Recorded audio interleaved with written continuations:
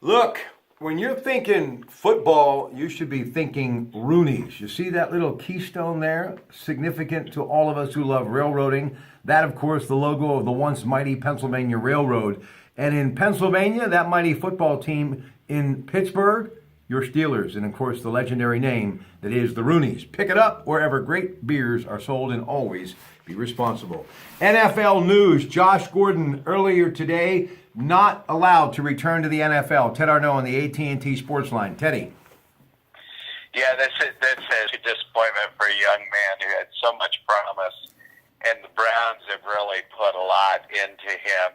You know, he hasn't played since 2014, so he missed the last two seasons. Rejected by the NFL because of drug issues again, and you have to really wonder if the Browns can't handle him, what team could? So my guess is that somebody who has such a tremendous potential for his career is now done. Speaking of the Browns, Myles Garrett, the exceptional number one selection in the draft, headed to, of course, Cleveland to play defensive end, says he can't wait to get his hands on Ben. Is that wishful thinking? There's a lot of people who said that. You know, I'm sure that he can't wait to get his hands on Ben. He probably will once or twice. But you know what? The Steelers have a great offensive line. Ben is going to show him how you move around in the pocket, how you avoid getting sacked. But might he get through a couple of times? Heck of a player. But you know that doesn't mean anything. Can the Browns win? Having your own agenda and trying to get at Ben. Meanwhile, he might get at Ben and Le'Veon Bell run for a 99-yard touchdown. So you better worry about the whole program, not just about Ben. How fortunate we are still to have Ben Roethlisberger. And when you see this news, the Cardinals signed Blaine Gabbert to a one-year deal. That just tells me, Ted, how really thin pickings there is in the NFL when it comes to quality quarterbacks. There's still not many out there. Why do you think that remains the case? We've seen some good ones, but there are not a lot of great ones in the league. Well, you look at colleges these days, they play a different kind of offense. They don't play a pro-style offense. Their Dame does, and I think actually that's going to be a bigger impact for the Browns than any defensive lineman will be. But I just think that's it. And I think, let's face it, it takes a certain amount of leadership, a certain amount of skill. You got to have the ability to throw the ball, throw it over the top. It's the toughest position in sports, in my opinion. But we're lucky to have Ben. Let's hope we have him for a couple more years. Victor Cruz visiting Jacksonville, the home of his former coach now who's involved in operations there, Tom Coughlin. You think he's got some NFL life ahead of him still?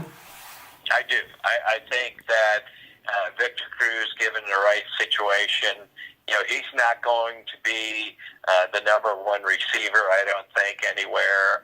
He might move to the slot. But I think he's still got enough in the tank to have enough plays that he can be meaningful for any given offense. And I think Jacksonville's a perfect match for him. So, and obviously Tom Coughlin, being in the management there, knows what he's getting. And I think you want to see a kid like that. He's 30 years old now, but you want to see him succeed. And I hope Jackson, of course, being from Florida, Jacksonville is my second team. So I'd love to see him play there. Kevin Colbert said T.J. Watts, they want him to make his own way despite his great family as far as football talent, one being, yes, J.J. Watts. I think I understand why he wants him to do that, because it's important that he needs that confidence moving forward playing on Sundays in the National Football League. And the last thing you want to do is to live in the shadows of someone who has really done it at a high level from day one, his brother. Well, we know that a name doesn't get you anything. You look at James Harrison, they counted him out, cut him from other teams. The name isn't going to get him there.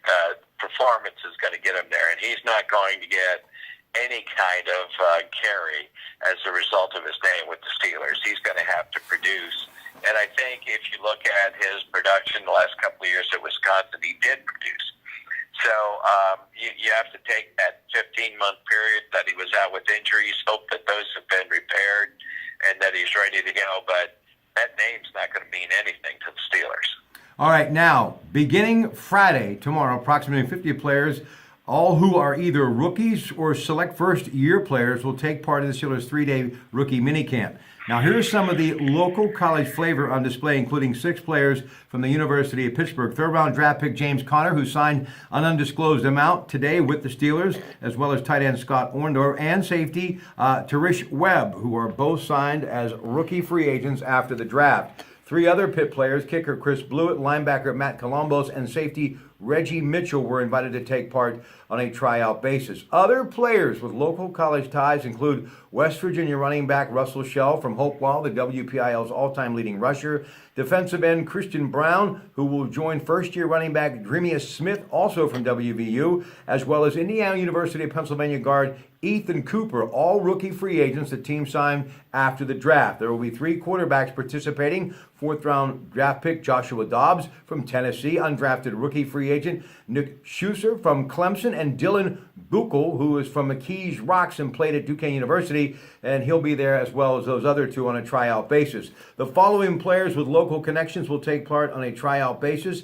It is safety Aaron Terry and tight end Paul Butler, who attended California University of Pennsylvania. Wide receiver Corey Jones, a Pittsburgh native, who attended Toledo. Linebacker T.J. Neal, a McKeesport, Pennsylvania native, who played at Auburn. Running back Wayne Capers, who is from Pittsburgh and played at Duquesne University. And offensive tackle Dylan Colucci, who is from Latrobe and played at Youngstown State. So as a coach, a man that knows the X and O's, what will these coaches be looking for from all of this young talent beginning tomorrow? Right. I think you're going to be looking at the potential to add to somebody who might come in as an unknown wide receiver.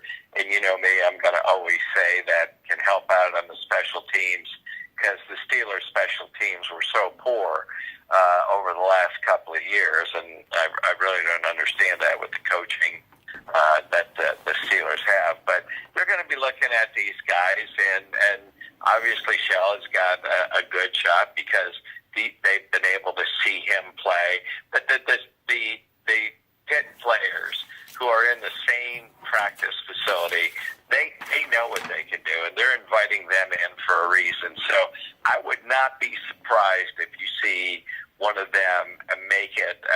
And, of course, especially to be a contributor to special teams. Nobody on that list is going to be able to make the team unless they can contribute to special teams. And by the way, for 2 players taking part in the Steelers rookie camp, it's a family affair. Linebacker Akil Blount, a first-year player who was signed in the offseason. He's the son of Hall of Famer cornerback Mel Blount. Kevin Hart, a wide receiver from Coach Mike Tomlin's alma mater, William and Mary, is the son of Steelers Vice President Mark Hart. And scouts saw him when he took part in Pitt's Pro Day. All of this at the UPMC Rooney Sports Complex. They're going to be there trying to make it with the Steelers. And now for Ted Arnaud, who'll be back with us on the Coons Market Black and Gold Sunday Show this week talking NFL. I'm Rob Pratt. Have a great rest of your night. Good night.